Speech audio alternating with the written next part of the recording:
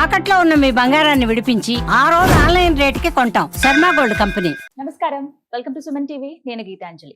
December 28వ తారీఖున శని త్రయోదశి.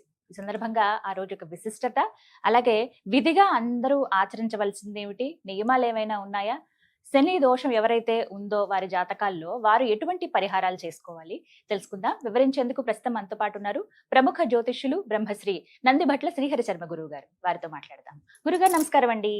వాగర్థావివ సంపృక్తౌ వాగర్థ ప్రతిపత్తయే జగతః పితరౌ వందే పార్వతీ పరమేశ్వరౌ.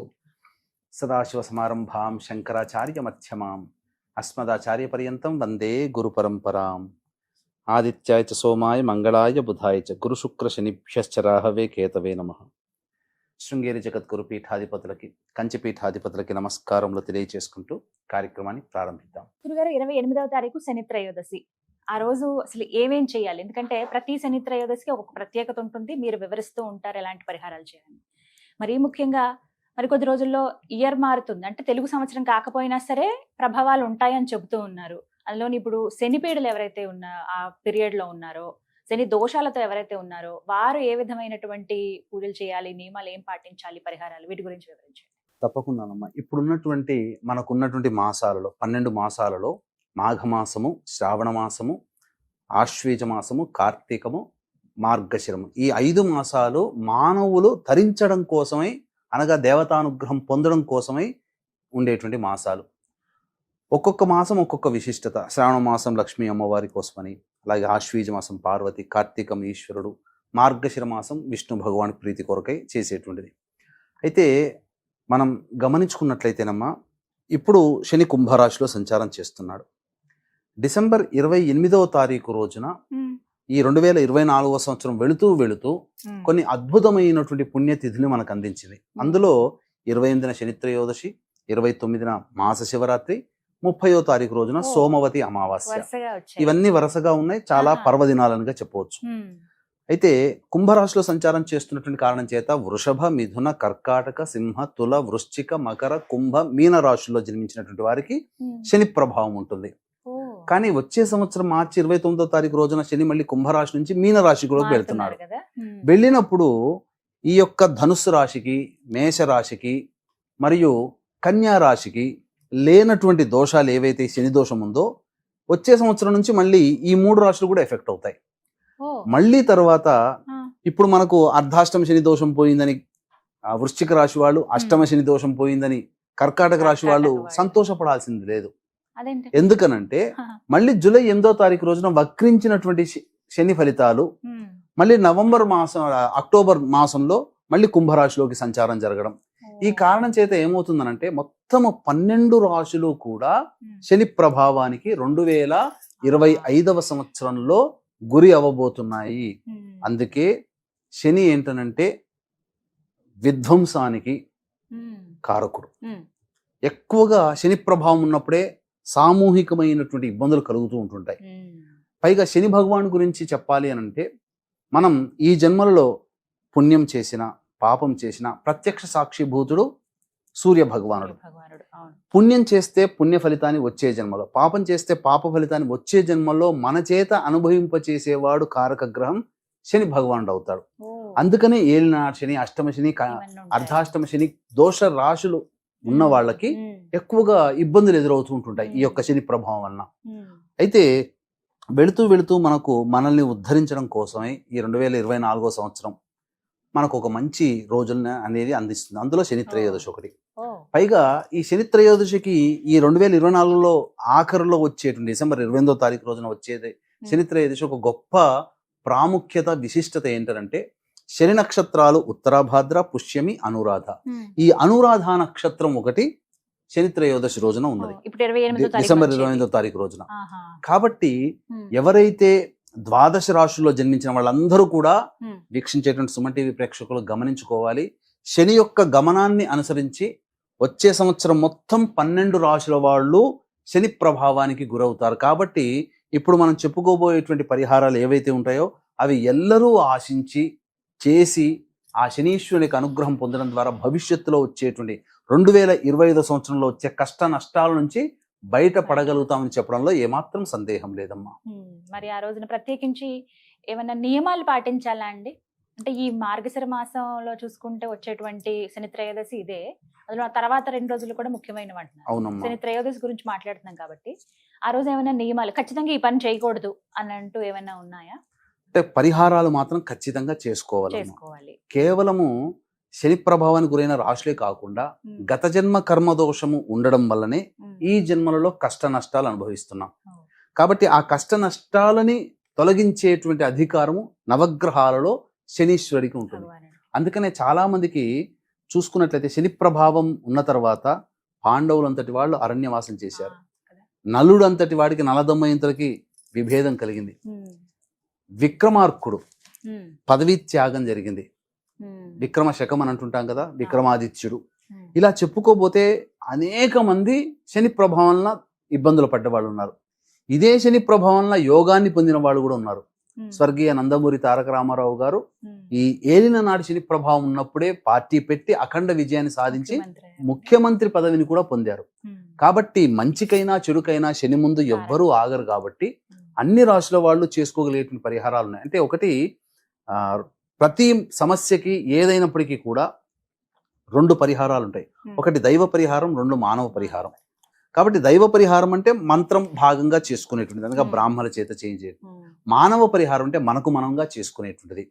మనకు మనగా చేసుకునేటువంటి పరిహారాల్లో సాధారణంగా ఏంటంటే ఆ శనివారం రోజున ఉదయాన్నే చక్కగా శివాలయానికి కానీ లేదా రావి చెట్టు ఉన్నటువంటి దేవాలయానికి కానీ వెళ్ళి రావి చెట్టు చుట్టూ మీనము, మేషము, కర్కాటకము, సింహము, వృశ్చికము, ధనుస్సు ఈ 6 రాశుల్లో జన్మించిన వాళ్ళైతే నారాయణాయ నమః అంటూ 27 ప్రదక్షిణలు చేసి తూర్పు వైపు ఫేస్ పెట్టి విష్ణు అష్టోత్తరం 3 పారాయణాలు చేయాలి.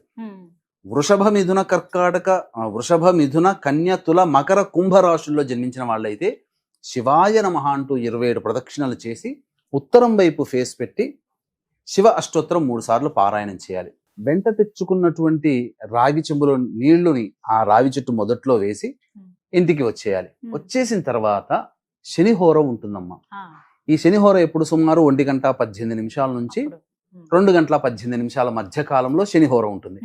ఈ శనిహోరలో వీలైనంతగా అనాథాశ్రమాల్లో కానీ, మానసిక శారీరక వికలాంగులకి కానీ, వృద్ధులకి కానీ పండ్లు, ఇతర పదార్థాలు దానం చేయవచ్చు.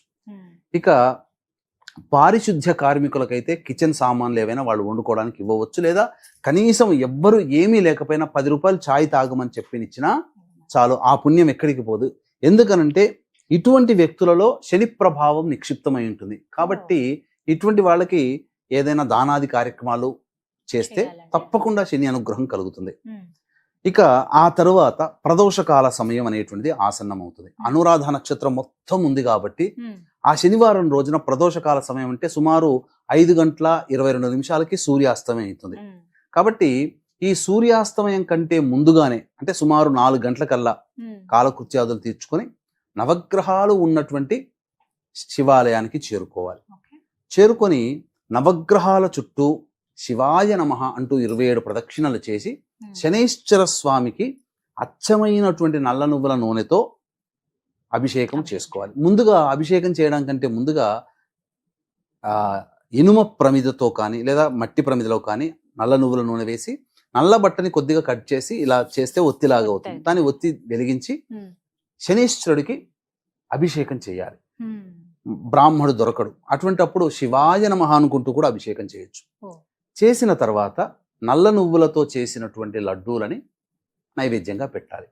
ఇక ప్రదోషకాల సమయంలో శివాలయంలో లేదా ఈ సమయంలో కొన్ని కార్యక్రమాలు చేసుకోవాలమ్మా.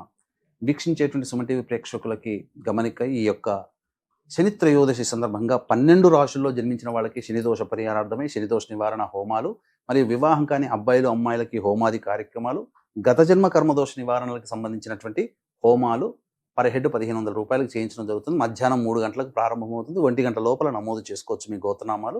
కార్యక్రమ తదనంతరం కాంటాక్ట్ చేసి వివరాలు తెలుసుకోవచ్చు. అలాగే వ్యాపారాభివృద్ధి, ఉద్యోగాభివృద్ధి, వృత్తిలో అభివృద్ధి, దాంపత్య సమస్యలు, వివాహ సమస్యలు తొలగడం కోసం సోమవతి అమావాస్య డిసెంబర్ 30వ తారీఖు రోజున మధ్యాహ్నం 3 గంటలకి శత్రు నిర్మూలనకై ప్రత్యంగిర, బగళ, ధూమవతి హోమాలతో పాటు కమలాత్మిక హోమం కూడా చేయించడం జరుగుతుంది. వీటికి కూడా పర్ హెడ్ 1500. అవకాశం ఉన్న వాళ్ళు కార్యక్రమ తదనంతరం కాంటాక్ట్ చేసి నమోదు చేసుకోవచ్చు మీ గోత్రనామాలు. ఇక ప్రదోషకాల సమయంలోనమ్మా శివాలయానికి చేరుకోవాలి. చేరుకుంటే ప్రతి శివాలయంలో కాలభైరవుడు ఉంటాడు సాధారణంగా. లేకపోతే మెయిన్ అంతరాలయం కంటే బయట బాహ్యాలయం ఒకటి ఉంటుంది. అక్కడ కూడా శివలింగం ప్రతిష్ఠిస్తారు. ఆ శివలింగానికి మీరు నల్ల నువ్వుల నూనెతో అభిషేకం చేయండి. ప్రదోషకాల సమయంలో చేయాలి. శనివారము, త్రయోదశి, ప్రదోషకాలము ఉండడం అనేటువంటిది చాలా గొప్పదైనటువంటి సమయం. ఆ ప్రదోషకాల సమయంలో వృషభారూఢుడై పార్వతీ సమేతముగా భూలోకానికి వస్తాడు పరమేశ్వరుడు. శ్రీశైలం నల్లమల గుండా వెళతాడు. కాబట్టి ఆ ప్రదోషకాల సమయం చాలా ప్రాధాన్యమైనటువంటిది. ఈ ప్రదోషకాల సమయంలోనే కాశీలో విశ్వేశ్వరుని స్పర్శ అనేటువంటిది కలగచేస్తారు ప్రదోషకాల సమయంలోనే. కాబట్టి శివాభిషేకం జరుగుతుంటుంటే సాక్షాత్తు ఆ యొక్క పరమేశ్వరుడే మీ మొర ఆలకిస్తాడు. అభిషేకం అయిన తర్వాత అష్టదళ పద్మాలతో, అంటే చామంతి పూలు, గన్నేరు పూలు, మల్లెపూలు, తీగ మల్లెపూలు, తర్వాత శంఖు పుష్ప పూలు, కలువ పూలు, తామర పూలు, ఇలా ఏదైనా కానీ 8 రకాలైనటువంటి పుష్పములతో ఆ స్వామికి అర్చన చేస్తే విశేషమైనటువంటి పుణ్య ఫలితం కలుగుతుందమ్మా. ఆ శివానుగ్రహం కలుగుతుంది. తద్వారా శని భగవాన్ యొక్క సమస్యలు 12 రాశుల్లో వాళ్ళకి తీరిపోతాయి. అన్నిటికంటే ముఖ్యంగా అవకాశం ఉంటే గనక మధ్యాహ్నం 1 గంట టు 1:18 నుంచి 2:18 మధ్య కాలంలో, లేదా ప్రదోష కాలంలో అభిషేకానికంటే ముందే శివాలయంలో కూర్చొని, ఈ రోజున యూట్యూబ్ ఓపెన్ చేస్తే రానివంటూ స్తోత్రాలు లేవమ్మా.